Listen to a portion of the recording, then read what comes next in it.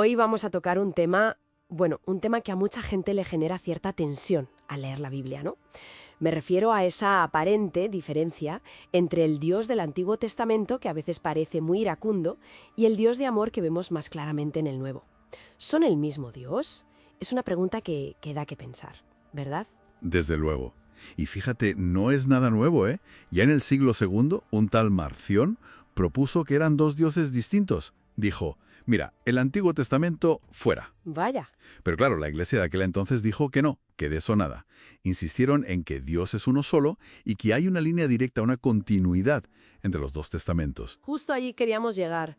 La idea hoy es explorar eso, cómo las Escrituras, si las leemos enteras, nos presentan un único Dios, un Dios coherente, y quizás romper un poco esas caricaturas de Dios solo enfadado o Dios solo amoroso.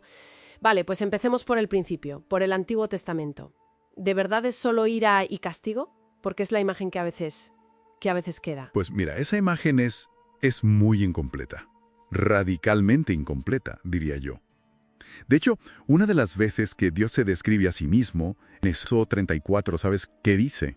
A ver. Dice, Yahvé, Dios misericordioso y clemente, tardo a la cólera y rico en gesed y fidelidad, pero, ojo, que no deja impune al culpable.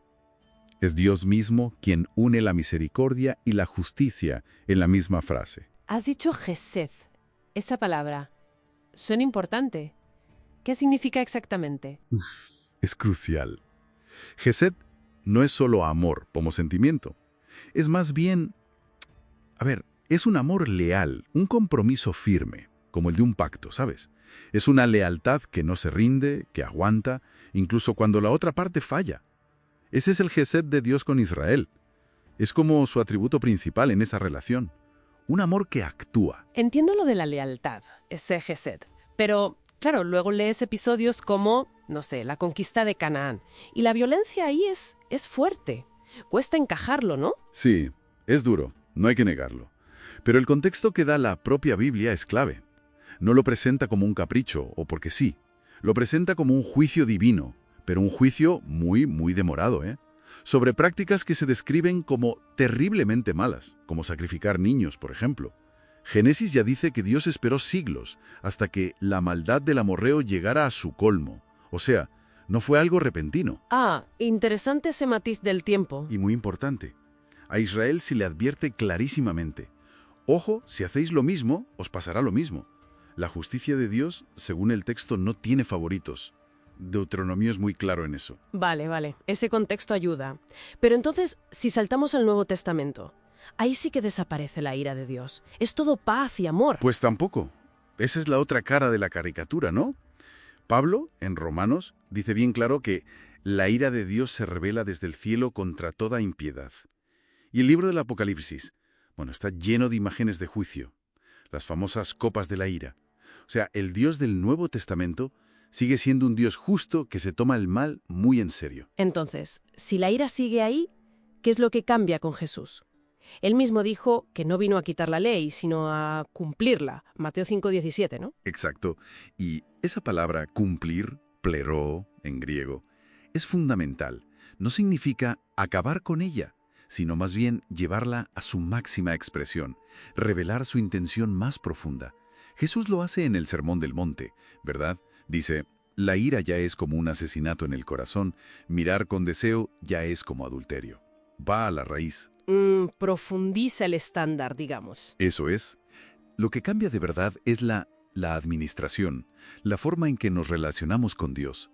Pasamos del antiguo pacto con Israel, mediado por Moisés, al nuevo pacto, que es para todo el mundo, mediado por Cristo, basado en la gracia y con la ley escrita en el corazón por el Espíritu. Dios no cambia, ¿sabes?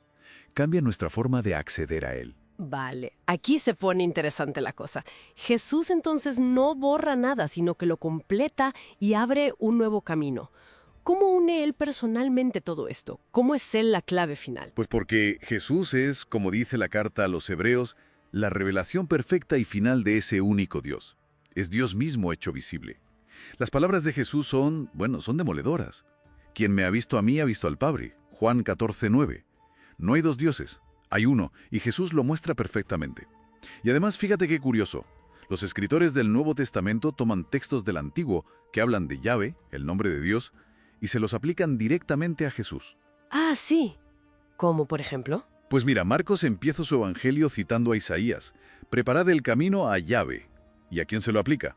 A Juan Bautista, preparando el camino para Jesús. Identifican a Jesús con el Dios de Israel. Wow. Eso es fuerte. Entonces, si unimos todas las piezas, esa aparente contradicción entre la justicia, la ira contra el mal y el amor, el Gesed, ¿dónde se resuelve? ¿Dónde lo vemos claro? La síntesis definitiva, el punto donde todo encaja de forma, bueno, dramática y perfecta, es la cruz. La cruz. Sí, ahí ves las dos cosas a la vez. La justicia de Dios, su rechazo total al pecado, toda esa ira, si quieres llamarla así, cae sobre Jesús. Pero al mismo tiempo, ves el Gesed de Dios, ese amor leal y sacrificial en su máxima expresión. Porque es Dios mismo quien da la solución, quien paga el precio para rescatarnos. La cruz no es donde Dios cambia de opinión. Es donde su justicia y su amor, que siempre han estado ahí, se encuentran de una forma visible y poderosa. Entonces, para ir cerrando esta inversión, podríamos decir que la Biblia nos muestra un solo Dios. Un Dios que no cambia en su esencia, aunque se va revelando poco a poco, y que su carácter mezcla perfectamente la justicia contra el mal y un amor leal, ese Gesed. Y que esto se ve en los dos testamentos, pero culmina en Jesús y sobre todo en la cruz. Exactamente. El Dios de la Biblia es coherente. Como dice Hebreos 13.8, Jesucristo es el mismo ayer y hoy y por los siglos. Y si Jesús es la revelación del Padre, pues Dios es el mismo. Y quizá, para dejar pensando a quien nos escucha, si aceptamos esta visión de un Dios que es inmutablemente justo y a la vez inmutablemente amoroso, ¿cómo podría eso cambiar la forma en que miramos las dificultades, el sufrimiento, las injusticias que vemos hoy en el mundo? Ahí lo dejamos flotando.